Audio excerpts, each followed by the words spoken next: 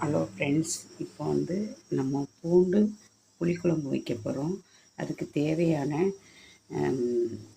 4 spoon மல்லி வதமல்லி எடுத்துருக்கிறேன். 1 spoon மிளகு எடுத்துருக்கிறேன். 1/4 டீஸ்பூன் ஜீரகம் எடுத்துக்கிறேன். 1 ஸ்பூன் கடலப்பருப்பு எடுத்துக்கிறேன். காரத்துக்கு இந்த மிளகு தான் ஒரு டீஸ்பூன். ஒரே ஒரு வரமிளகாய் போட்டிருக்கிறேன். இதெல்லாம் நம்ம அரிசி போடலை. இதோட நம்ம கொஞ்சம் கருவேப்பிலை ஆட் பண்ணிக்கலாம். கருவேப்பிலை இதோட கொஞ்சம் ஆட் பண்ணிக்கலாம். இதையெல்லாம் வறுத்து அரைச்சி புளிக்குழம்புக்கு தேவையான பூண்டு உரித்து வச்சுருக்கிறேன். வெங்காயம் உரித்து எல்லாம் அலம்பி வச்சுருக்கிறேன். தண்ணியில் அலம்பி வச்சுருக்கிறேன் ஃப்ரெண்ட்ஸ். இது எப்படி பண்ணலாம் பார்க்கலாம் ஃப்ரெண்ட்ஸ். இப்போ புளிக்குழம்புக்கு என்ன பண்ணலாம் பார்க்கலாம் ஃப்ரெண்ட்ஸ். எண்ணெய் வச்சுருக்கிறேன்.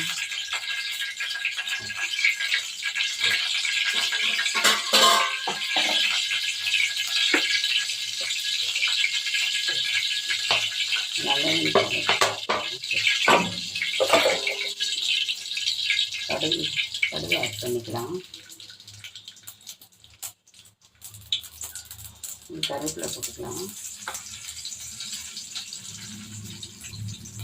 இது பூண்டு வெங்காயம் வச்சுருக்கிறேன், இதை ஆட் பண்ணிக்கலாம்.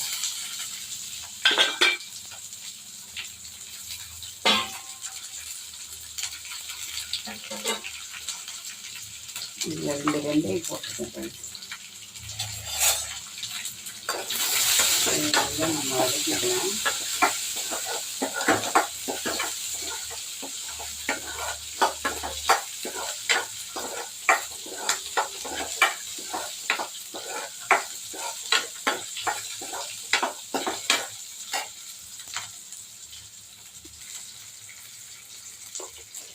நல்லா வதங்கிருச்சு. பூண்டு கருவேப்பிலை கடுகு எல்லாம் கொஞ்சம் நல்லா வதங்கிருச்சு.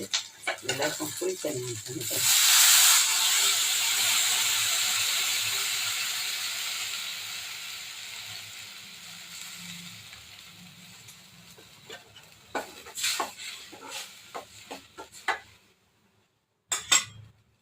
கொஞ்சம் புளி தண்ணி ஆட் பண்ணியிருக்கேன்.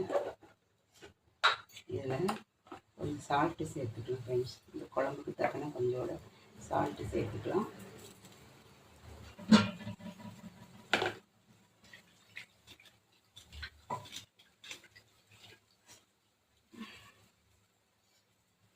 கொஞ்சமாக ஊற்றிக்கிறேன் போதும் ஃப்ரெண்ட்ஸ். சால்ட்டு சேர்த்தாச்சு, புளி கரைசல் ஊற்றியாச்சு.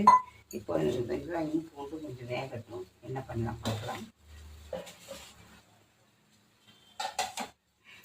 மூடி வச்சுக்கலாம்.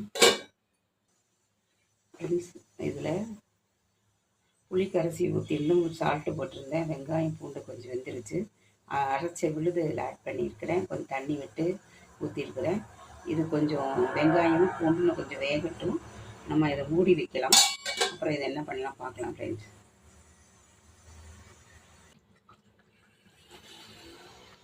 ஃப்ரெண்ட்ஸ். இந்த பூண்டு குழம்பு ரெடி ஆயிடுச்சு. பூண்டு சின்ன வெங்காயம் போட்டு நல்லா வதக்கி புளி கரைச்சி ஊற்றி அரைச்சி பேஸ்ட்டு நான் ஊற்றிருக்கிறேன். இதில் தேங்காய் மட்டும் கிடையாது, கருவேப்பிலை எல்லாம் ஆட் பண்ணியிருக்கிறேன். எண்ணெய் நல்லா பிரிஞ்சு வந்துட்டு ஃப்ரெண்ட்ஸ். இப்போ பாத்திரத்தில் ஆட் பண்ணிக்கலாம் ஃப்ரெண்ட்ஸ். இப்போ பூண்டு குழம்பு ரெடி ஆயிடுச்சு. சாப்பிட்டு பாருங்கள். நீங்களும் இதை வச்சு டேஸ்ட் பண்ணி பாருங்கள் எப்படி இருக்குன்னு. வீடியோ பாருங்கள், கமெண்ட் பண்ணுங்கள், லைக் பண்ணுங்கள். Okay friends.